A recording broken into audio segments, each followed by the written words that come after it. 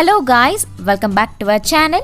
So இன்னைக்கு நம்ம பார்க்க போற recipe Black Forest pastry cake. வாங்க எப்படி பண்றதுன்னு பார்க்கலாம். First நம்ம dry ingredients ரெடி பண்ணிடலாம். அதுக்கு ஒரு பவுல்ல 1/2 கப்புக்கு 1 டீஸ்பூன் கம்மியா மைதா சேர்த்துக்கோங்க. 1 teaspoon baking powder, 1/4 teaspoon baking soda. இது எல்லாத்தையுமே ஃபர்ஸ்ட் நல்லா சலிச்சு எடுத்துக்கோங்க. அப்புறம் 3 டேபிள்ஸ்பூன் coco பவுடர் சேர்த்துக்கோங்க. இதையும் இந்த மாதிரி கட்டி இல்லாம நல்லா சலிச்சு எடுத்துக்கோங்க. இப்போ இது எல்லாத்தையுமே நல்லா கலந்து விட்டுருங்க. இதெல்லாமே நல்லா கம்பைன் ஆகுற அளவுக்கு இந்த மாதிரி கலந்து வச்சுக்கோங்க. இப்போ அந்த மாதிரி 4 முட்டை எடுத்திருக்கேன். முட்டை வந்து கண்டிப்பா ரூம் டெம்பரேச்சர்ல இருக்கணும். ஃப்ரிட்ஜ்ல வச்சிருந்தீங்கன்னா ஒரு நாள் முன்னாடியே எடுத்து வெளியே வச்சு யூஸ் பண்ணுங்க. இப்போ அந்த மாதிரி சின்னதா ஹோல்ஸ் போட்டுட்டு அதில இருந்து இந்த வெள்ளை கருவை மட்டும் தனியா அந்த மாதிரி பிரிச்சு எடுத்துக்கோங்க. மஞ்சள் கரு இல்லாம இந்த வெள்ளை கருவை மட்டும் தனியா அந்த மாதிரி பிரிச்சு எடுத்துக்கோங்க. இதே மாதிரி 4 முட்டையோட வெள்ளை கருவை பிரிச்சு வச்சிருக்கேன். இதில் 1 டீஸ்பூன் வினிகர் சேர்த்துக்கலாம். வினிகர் இல்லைன்னா லெமன் ஜூஸ் கூட சேர்த்துக்கோங்க. சேர்த்துட்டு இந்த மாதிரி ஒரு பீட்டர் யூஸ் பண்ணி நல்லா ஹை ஸ்பீட்லேயே வச்சு பீட் பண்ணிக்கோங்க. வினிகர் சேர்க்கும் போது உங்களுக்கு சீக்கிரமாகவே இந்த மாதிரி நல்லா ஃப்ளஃபி ஆகும். அதனால தான் நம்ம வினிகர் சேர்த்துக்கிறோம். இது நல்லா ஸ்டிஃப் பீக் வர வரைக்கும் நம்ம நல்லா பீட் பண்ணி எடுத்துக்கலாம். பாருங்க, இந்த மாதிரி நல்லா ஸ்டிஃப் பீக் வந்ததும் இதில் 1/2 டீஸ்பூன் வெனிலா எசன்ஸ் சேர்த்துட்டு ஒரு 30 செகண்ட் பீட் பண்ணிக்கோங்க. இப்போ 2/3 கப் சுகரை இந்த மாதிரி பவுடர் பண்ணி சேர்த்துக்கோங்க. உங்களுக்கு 2/3 சர்க்கரையை பவுடர் பண்ணும் போது உங்களுக்கு 3/4 கப் கிடைக்கும்.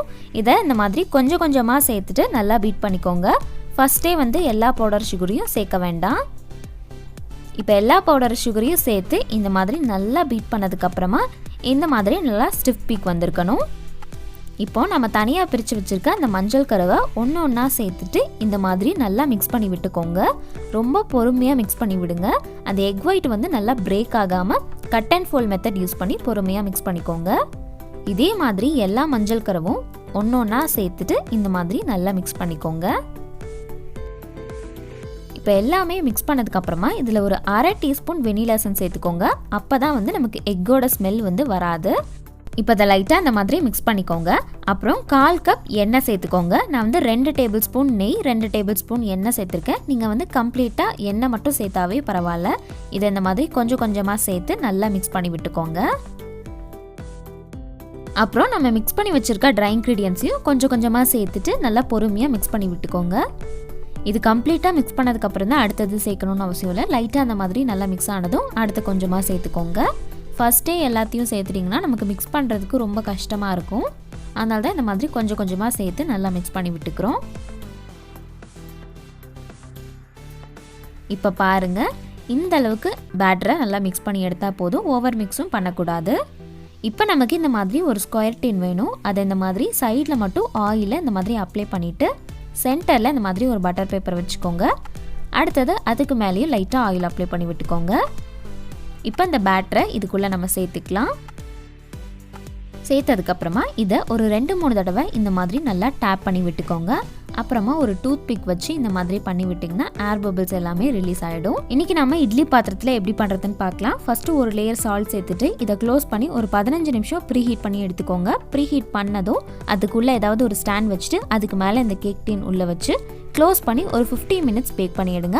40 மினிட்ஸ்க்கு ஒரு தடவை செக் பண்ணி பாருங்கள். குக்கரில் பண்ணுற அதே ப்ரொசீஜர் தான். இப்போ நம்ம ஓப்பன் பண்ணிடலாம். இப்போ ஒரு டூத் பிக்கை இன்சர்ட் பண்ணி பாருங்கள். இந்த மாதிரி க்ளீனாக வந்ததுன்னா பேக் ஆயிடுச்சுன்னு அர்த்தம்.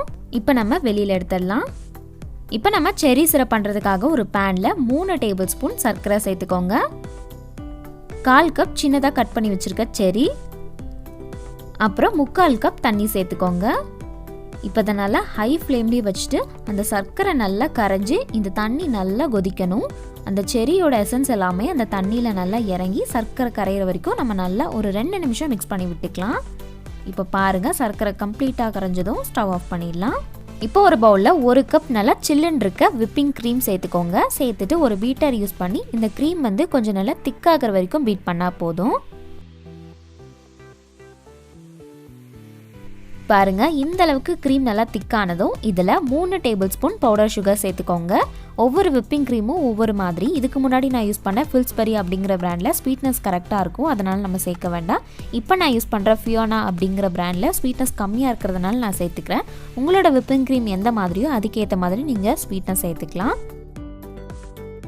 இப்போது இந்த மாதிரி நல்லா ஸ்டிஃப் பீக் வந்ததும் நம்ம பீட் பண்ணுறதை ஸ்டாப் பண்ணிக்கலாம். இப்போது இன்னொரு பவுலில் லேயர்ஸ்க்கு நடுவில் எவ்வளோ க்ரீம் வைப்பீங்களோ அந்த அளவுக்கு எடுத்துகிட்டு இதில் ஒரு 2 டேபிள் ஸ்பூன் ஸ்ட்ராபெரி க்ரஷ் சேர்த்துட்டு இதை நல்லா மிக்ஸ் பண்ணிக்கோங்க. பேக்கரியிலலாம் பிளாக் ஃபாரஸ்ட் கேக் பண்ணும்போது இந்த க்ரஷ் தான் யூஸ் பண்ணுவாங்க, அதனால தான் நல்லா டேஸ்ட்டாக இருக்கும். நீங்களும் ட்ரை பண்ணி பாருங்கள். இப்போது கேக் வந்து ஒரு 1 hour நல்லா கூல் ஆகிடுச்சு. இந்த மாதிரி சைட்ஸ்லலாம் நல்லா எடுத்து விட்டுக்கோங்க, அப்போ தான் அன்மோல் பண்ணுறதுக்கு ஈஸியாக இருக்கும். அதே மாதிரி கேக் வந்து நல்லா சூடாக இருக்கும் போது அன்மோல் பண்ணாதீங்க, கேக் வந்து எடுக்கும் போது உடஞ்சிரும். இப்போ இந்த மாதிரி அன்மோல் பண்ணிக்கலாம். இந்த பட்டர் பேப்பரையும் எடுத்துருங்க. இப்போ இந்த கேக்கை நான் 3 லேயராக கட் பண்ணுறேன். ஃபஸ்ட்டு அந்த நைஃபோட எட்ஜில் வச்சு இந்த மாதிரி சுற்றியும் கட் பண்ணிவிட்டு அதுக்கப்புறமா அந்த நைஃபை வந்து நல்லா உள்ளே விட்டு கட் பண்ணிங்கன்னா நல்லா ஈவனாகவும் கட் பண்ணலாம், அதே மாதிரி ஈஸியாகவும் கட் பண்ணி எடுத்துடலாம். பாருங்கள், கேக் எவ்வளோ நல்லா ஸ்பாஞ்சியாக இருக்குது, அதே மாதிரி ஈவனாகவும் கட் ஆகிருக்கு. இப்போ இதே மாதிரி இன்னொரு லேயரை கட் பண்ணிவிட்டு அந்த ஃபஸ்ட்டு லேயர் மட்டும் வச்சுக்கோங்க. வச்சுட்டு அந்த செரி சிரப் மட்டும் இதில் சேர்த்துக்கலாம். செரி வந்து அப்புறமா சேர்த்துக்கலாம். அந்த சிரப் மட்டும் கொஞ்சமாக சேர்த்துக்கோங்க. இப்போது நம்ம ஸ்ட்ராபெரி க்ரஷ் சேர்த்து மிக்ஸ் பண்ணியிருந்தேன் அந்த க்ரீமை ஒரு பைப்பிங் கவரில் சேர்த்துட்டு இந்த மாதிரி ஃபில் பண்ணிக்கோங்க. இப்போது ஒரு பேலட் நைஃப் வச்சு நல்லா இந்த மாதிரி ஸ்ப்ரெட் பண்ணிக்கோங்க. இப்போது நம்ம செரி சிரப் பண்ணதுலேருந்து அந்த செரியை மட்டும் சேர்த்துக்கோங்க. ரொம்ப நிறைய செரி சேர்த்துட்டிங்கன்னா கேக் வந்து நல்லா ஸ்டிஃபாக நிற்காது. இப்போது நம்ம ஃபஸ்ட்டு கட் பண்ண அந்த ஃபஸ்ட்டு லேயர் சென்டரில் வச்சுட்டு இப்போ அதுக்கு மேலே செரி சிரப் சேர்த்துக்கோங்க. அப்புறமா க்ரீம், அப்புறமா செரி வச்சுக்கோங்க. அடுத்தது நம்ம சென்டரில் கட் பண்ண அந்த சென்டர் லேயரை ஃபஸ்ட்டாக வச்சுக்கோங்க. அதுக்கு மேலேயும் செரி சிரப் சேர்த்துட்டு க்ரீமை இந்த மாதிரி அங்கங்கே சேர்த்துக்கோங்க.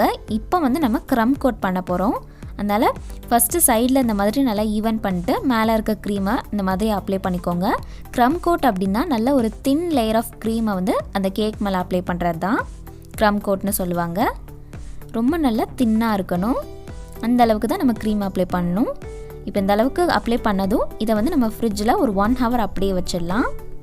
இப்போ 1 hourக்கு அப்புறமா இந்த மாதிரி ஒரு பைப்பிங் கவரில் க்ரீமை ஃபில் பண்ணிவிட்டு எல்லா இடத்துலையும் க்ரீம் சேர்த்துக்கோங்க. இந்த மாதிரி க்ரம் கோட் கொடுத்துட்டு பண்ணும் போது நமக்கு க்ரீம் வந்து நல்லா ஸ்ப்ரெட் பண்ணுறதுக்கு ஈஸியாக இருக்கும். இப்போ எல்லா க்ரீமையும் இந்த மாதிரி நல்லா ஸ்ப்ரெட் பண்ணிவிட்டு எக்ஸ்ட்ரா க்ரீமை இந்த மாதிரி ஒரு ஸ்க்ரேப்பர் வச்சு எடுத்துடுங்க. இப்போ சைட்ஸில் இந்த மாதிரி நல்லா ஸ்மூத் பண்ணிக்கலாம். இப்போ மேலேயும் இந்த மாதிரி நல்லா ஸ்மூத் பண்ணிக்கோங்க. அங்கங்கே க்ரீம் இல்லைன்னா கொஞ்சமாக சேர்த்துட்டு இதே மாதிரி நல்லா ஸ்மூத் பண்ணிக்கோங்க.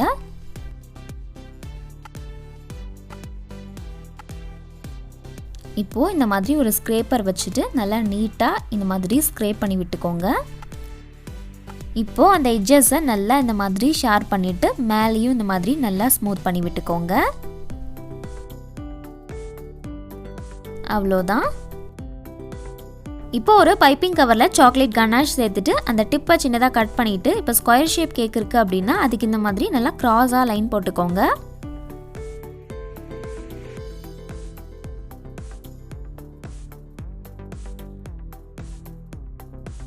இப்போது இந்த மாதிரி ஒரு டூத் பிக் வச்சு இந்த எண்ட்ல இருந்து க்ராஸாக லைன் போட்டுக்கோங்க.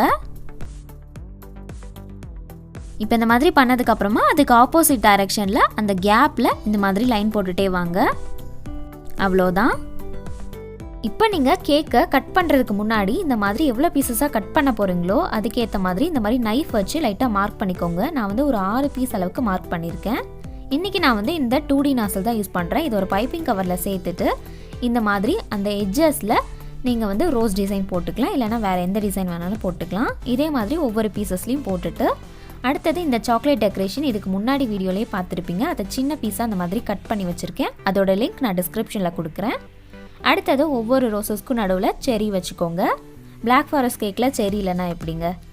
அப்புறம் அந்த ரோஸ் டிசைன் போடுறதுக்கு நான் ஸ்ட்ராபெரி க்ரஷ் மிக்ஸ் பண்ணி வச்சுருந்தேன். அந்த விப்பிங் க்ரீம் தான் யூஸ் பண்ணேன். கலர் எதுவுமே ஆட் பண்ணலை. உங்களுக்கு பிடிச்சிருந்ததுன்னா நீங்கள் கலர் ஆட் பண்ணி கூட ரோஸ் டிசைன் போட்டுக்கலாம். இப்போது இந்த கேக்கை பீசஸாக கட் பண்ணி எடுத்துக்கோங்க. அவ்வளோதான்.